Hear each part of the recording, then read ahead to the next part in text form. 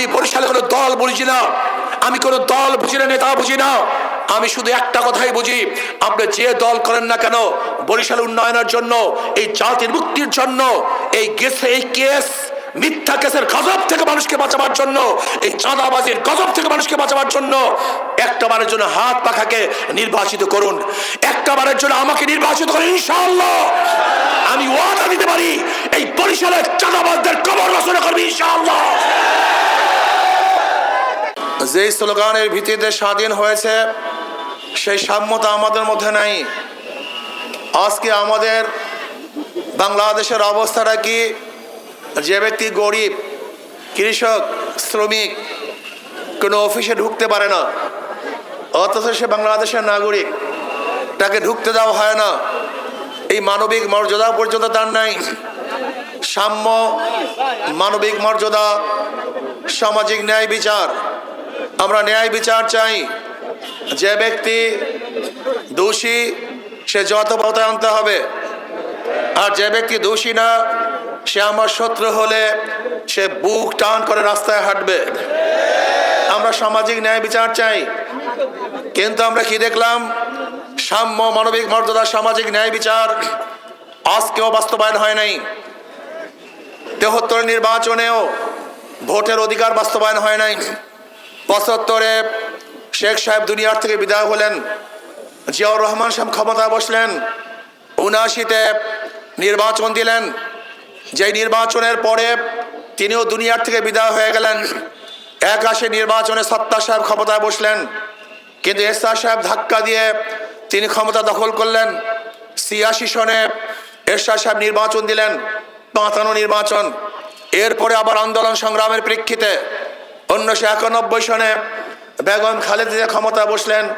ভেবেছিলাম এতদিন পুরুষ নেতৃত্ব এদেশের মানুষের আশা এবং আকাঙ্ক্ষার প্রতিফলন ঘটাতে পারে নাই। এবার বেগম খালেদা জিয়া হয়তোবা আমাদেরকে দেশ আসমানে আকাশে উঠিয়ে নেবেন। কিন্তু আমরা কি দেখলাম?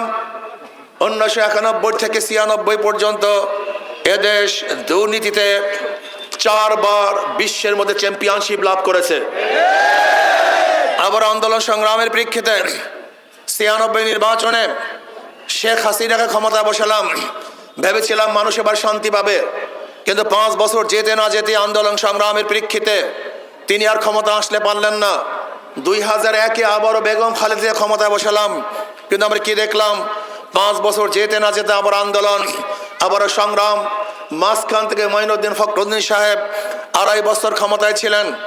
এরপরে 2 মাইনাস থিওরি হলো। ২০০৮-এ ৫৫ নির্বাচন, ২০১৪ নির্বাচন সম্পর্কে সবাই জানেন।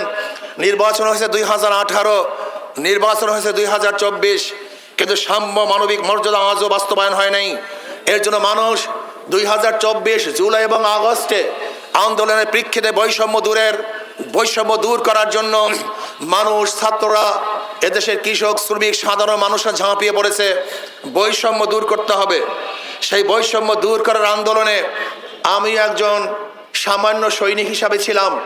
আমি আমার উপস্থিত জনগণকে বলতে চাই, সেই বৈষম্য বিরোধী আন্দোলনে ফখরুল সাহেব সামনের কাতারে ছিলেন না, সালাউদ্দিন সাহেব সামনের কাতারে ছিলেন না, তারেক সাহেব সামনের কাতারে ছিলেন না, শফিক সাহেব সামনের কাতারে ছিলেন না, কিন্তু আমি বান্দা ফাইজুল করিম ট্যাঙ্কের সামনে ছিলাম, বুলেটের সামনে ছিলাম। কেন? কিসের জন্য? বৈষম্য দূর করতে চাই, চাঁদাবাজি বন্ধ করতে চাই, দুর্নীতি মুক্ত দেশ গড়তে চাই, যেখানে সমস্ত মানুষের অধিকার থাকবে। থাকবে মুসলমানদের অধিকার, থাকবে হিন্দুদের অধিকার, থাকবে খ্রিস্টানদের অধিকার। আমার জেলে, তাঁতি, কামার, মজদুর, ঋষি, কামাররা বুক ফুলিয়ে হাঁটবে, দুমুঠো খানা খাবে, বস্ত্র পরিধান করবে, বাসস্থান পাবে। বাংলাদেশের গরিব ছাত্রগুলি পড়াশোনা করবে। বৈষম্য থাকবে না, মারামারি থাকবে না, চাঁদাবাজি থাকবে না, গুন্ডামি থাকবে না, মাস্তানি থাকবে না। এই বুক ভরা আশা নিয়ে রাস্তায় ঝাঁপিয়ে পড়েছিলাম। বুলেটের ভয় করি নাই, ট্যাঙ্কের ভয় করি নাই। ভেবেছিলাম মানুষের অধিকার বাস্তবায়ন করব। কিন্তু আমরা কি দেখলাম? ৫ই আগস্টের পরে আবারও চাঁদাবাজি, আবারও গুন্ডামি, আবারও মাস্তানি। আমরা কি দেখেছি? ভোলা তজিমুদ্দিনে এক ব্যক্তির কাছে চাঁদা চাওয়া হয়েছে।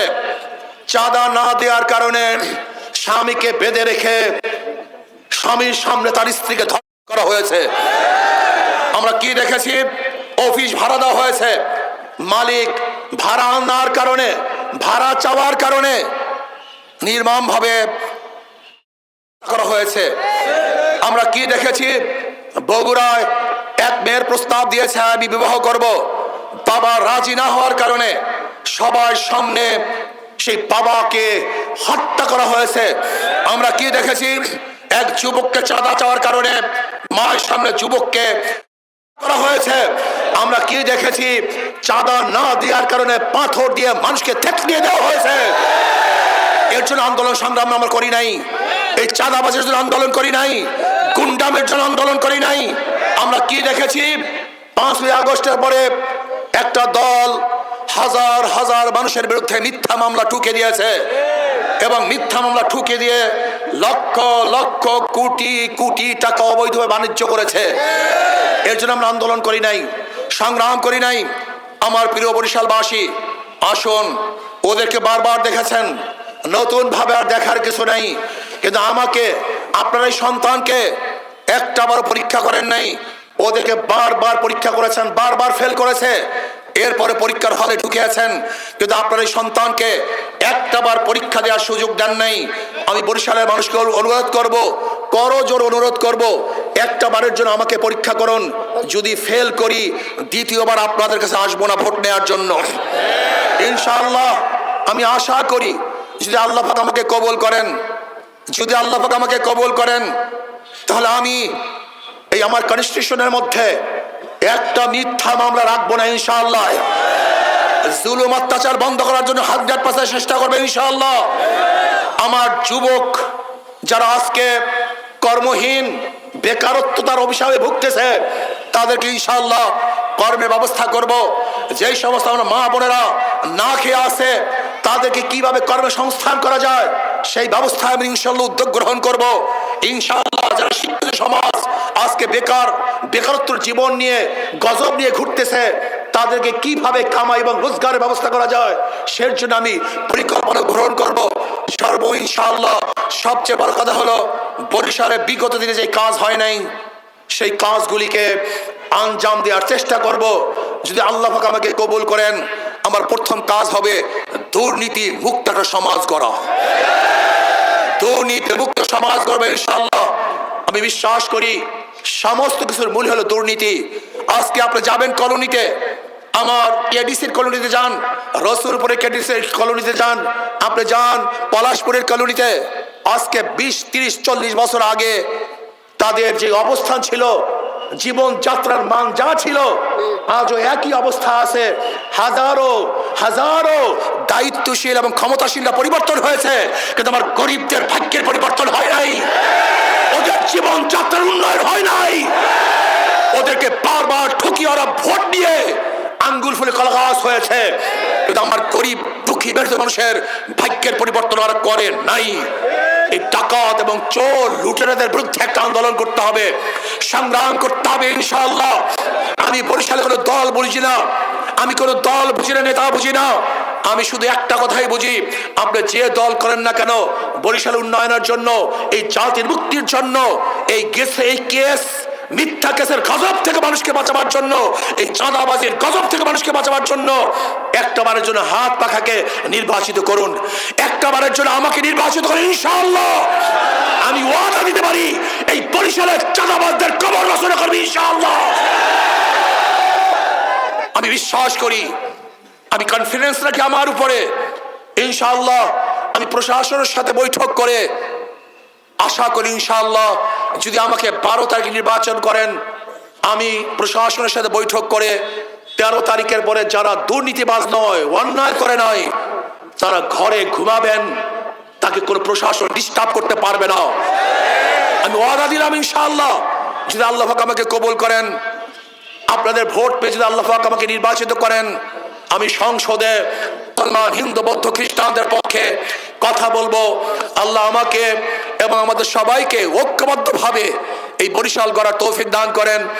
আগামী 12 তারিখ যে দল করেন না কেন, শুধু শান্তির জন্য, মুক্তির জন্য, একটাবারের জন্য হাত পাখাকে বিজয় করবেন, এই অনুরোধ, এই আশা রেখে আজকে মিছিলের পূর্বে বক্তৃতা আমি এখানেই সমাপ্ত করলাম। আল্লাহ আমাদের সবাই কবুল করেন।